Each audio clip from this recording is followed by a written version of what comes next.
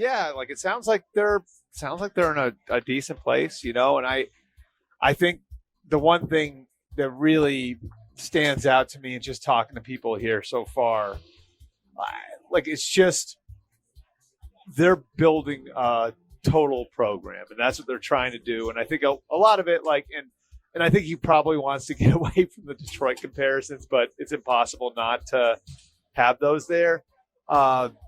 That's a process, and it's not snap your fingers and it's here. And so I think with certain things, it's just getting the players to trust that what they're doing is going to work, because there's a lot that goes into playing football the way that I think Ben Johnson wants the team to play football. And if you look at all the stuff they did in Detroit, again, that creativity that you see offensively that everybody took note of, it takes smart players to do that.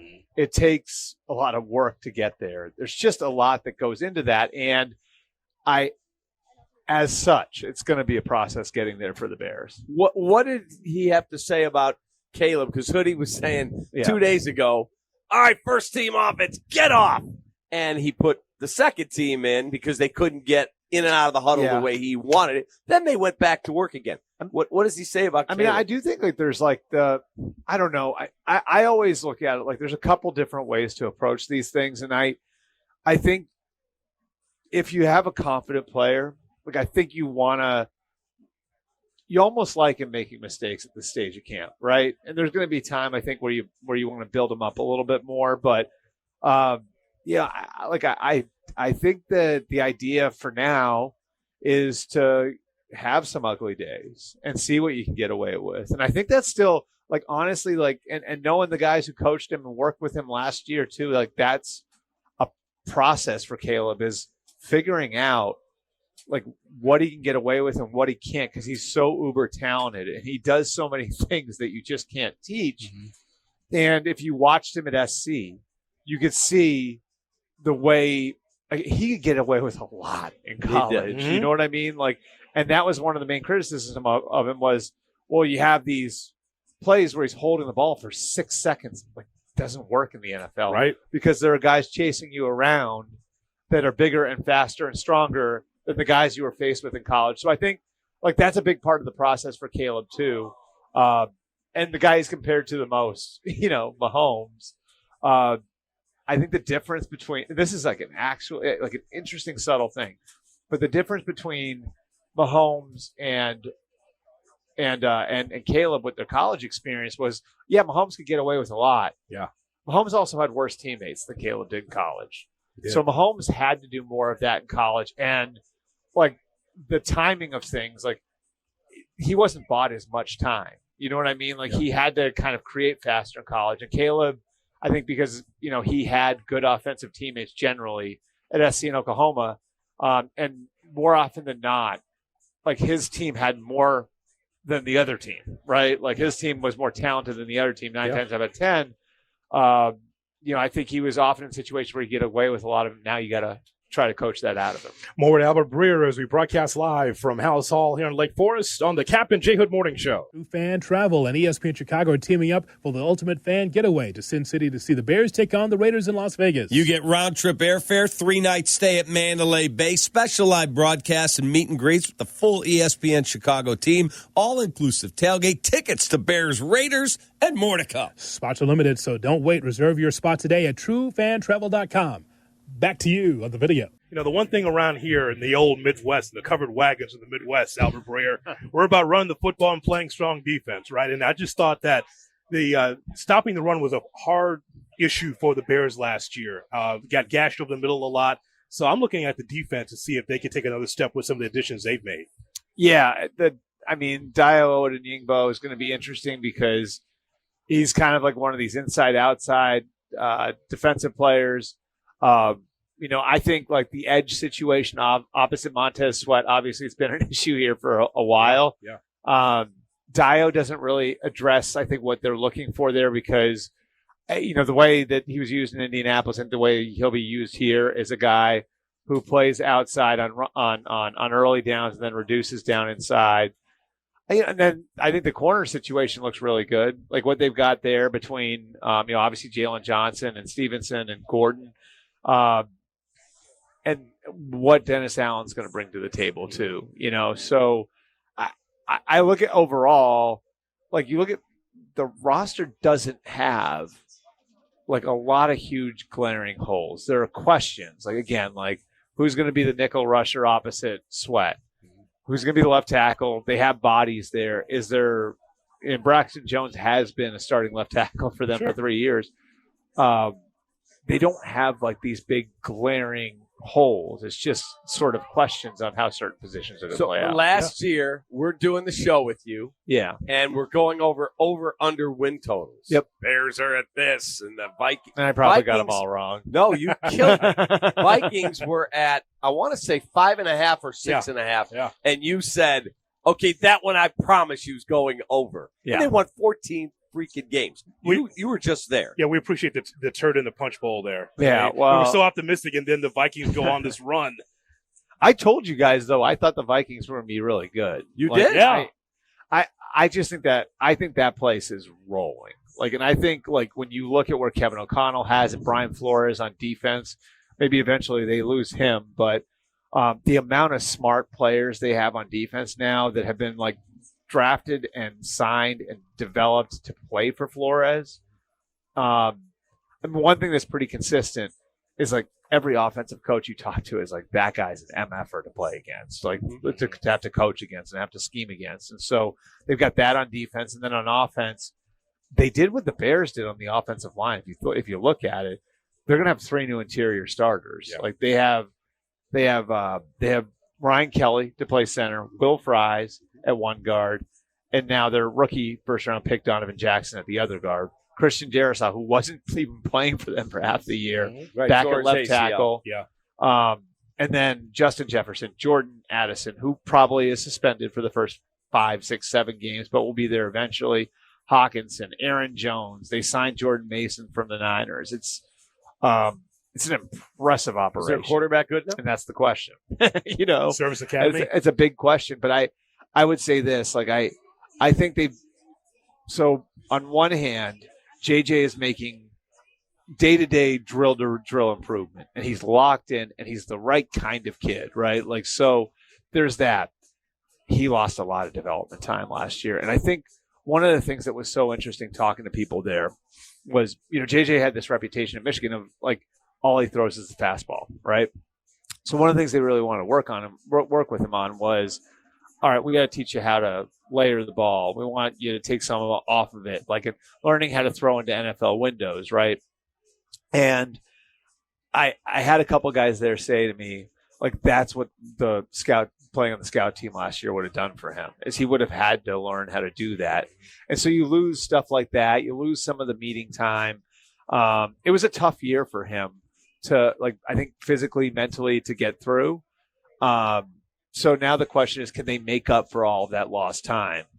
And I think there's going to be some hand-holding going on. But the big thing is, I think you talk to Kevin about it, and he'll tell you, we're not going to ask him to be Superman.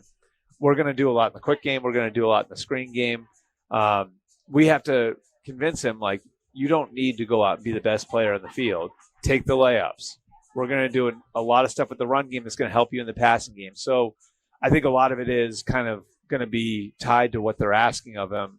And the hope is that, like, they can ask more of him in October than September, ask more of him in November than October, because he is a talented kid.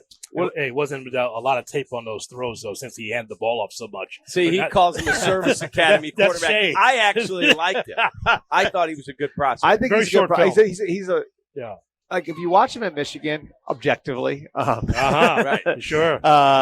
He's a really loose athlete. You know what I mean? Like, I think you know it if you see it. What I'm talking about, like, but the way that he can kind of the way he moves and the way he can throw from different angles, it's just very loose as an athlete, which I think is you're seeing that more with young quarterbacks now. And I never bought into, like, he doesn't have the arm strength. Is he Mahomes or Josh Allen? No, Right. But I think he's got plenty of arm strength. How did the Packers look? So, like, I think the Packers are sort of in this good but not great state that they're trying to break through this glass ceiling. and part of it's going to be the quarterback. But part of it, I think, too, is like out of that group of receivers, they have Dontavian Wicks and Jaden Reed and Romeo Dobbs and these guys that they've developed the last few years. And then they draft Matthew Golden and Savion Williams, and they have at tight end Tucker Kraft and Luke Musgrave. Can one or two of those guys break through and really become a great player? The defensive front, they've got 4 first-round picks. Kenny Clark is a beast. Kenny Clark, right? Lucas Van Ness, obviously Rashawn Gary, and I'm missing the other interior guy now. Wyatt, Devontae Wyatt. Mm-hmm. So can Rashawn Gary become a 15-sack guy? Those are the sorts of questions you're asking. He's paid to be one. Yeah, I mean, so those are the sorts of questions you're asking. Is like, all right, we're a good team. We're balanced across our roster. They do have a corner issue, so that's the one thing to watch with them. But can the guys level up and become great? Go from good to great. Go from being the 10th best at your position to maybe being the 5th best at your position. Yeah. They have a lot of those sorts of questions, and that I think applies to the quarterback there too. We know he's a good player. Can he be more consistent, right? Like, can he live up to being a $55 million quarterback? So, yesterday was the last Thursday we won't have football. Right. So that's not really true. Do you count the Hall of Fame game? Goddamn right you do. Who are you talking to, Albert Breer? What are you talking about? It's football. Like, they're going to turn the lights on. They're going to turn the lights on, aren't they? I saw that tweet. Don't tell your wife. I'll see it. I'll be gone. When do you start on Amazon? Week two. Yeah. My season started last week. Yeah, you crank it up. Yeah, my season started last week, so it's go time, and we have, 7 months. The funny thing about it is, for me, is like looking at all of this and I tell people it's like I'm excited for football. I love football. Football's done a ton for me in my life, and I love the fall, all of that. But no more weekends, right? A lot of late nights. So you are sort of ahead of it. You're a prisoner of it. Yeah. So I'm excited that it's here, but those those couple weeks leading into it, when everybody's like, I can't wait for football. It's like, all right, I'm going to enjoy. Slow down. Yeah, I'm going to enjoy the beach here. I'm okay. So promise us the Will McDonough hat in the fall. Okay. You gonna put it on? The scally cap. The scally cap. Yeah. Come on, man. You gotta bring it back.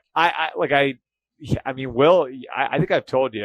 Will McDonough was the guy I looked up to more than anybody else. A legend. Yeah, he was my guy. In his honor, in the fall. Yeah, he's the reason. He's the reason I do what I do. He was unbelievable. So yeah, I'll see if I can fit that in. Where are you off to next?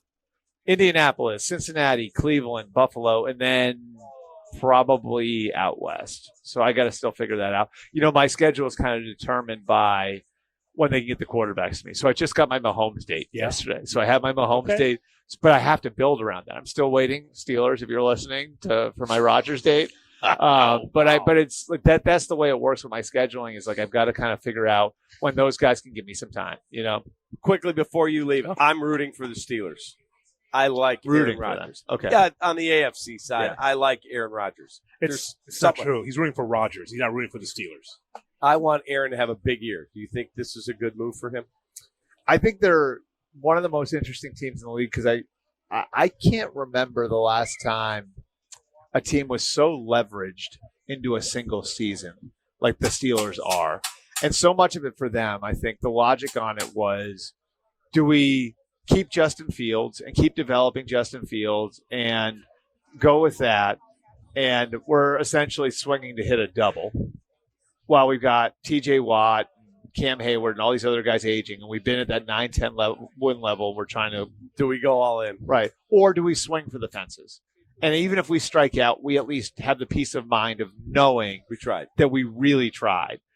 And so, I think that's there's so many guys that are in that, I don't know what he's going to be in 2 years. You know what I mean? TJ Watt, Cam Hayward, Darius Slay, Jalen Ramsey. There are all these guys on that team where it's just even DK Metcalf, who's he's 27, but he's been beat up. He's on his third contract now.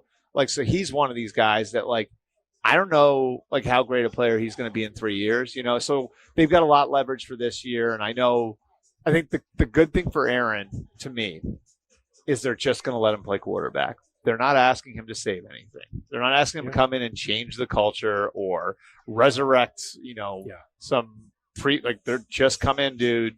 Mike Tomlin's here. TJ Watt's here. Cam Hayward's here. The leadership's in place. Just come in and play quarterback. And I remember having a conversation with him last summer about how he'd spent so much energy. He said, like, I've spent so much energy trying to prove to everybody that I'm more than a football player. He's like, I just want to appreciate being a football player now. So I think for that reason, like, just having the opportunity to be with a team where just go play football. Yes. Like, we're not asking you to be the guy in the billboard. We're not asking you to come in here and change just come in and play football. Yeah. And I think that's going to give him a decent shot. Because that to me, like, that was when Favre, like that 1 year Favre had with Minnesota. They were really good around him. Just go play. Yeah. He was MVP. Thanks for stopping by, man. You got it. You're the best. You got it. Absolutely. Travel safe. All right. Albert Breer with us from Monday Morning Quarterback and SI.com.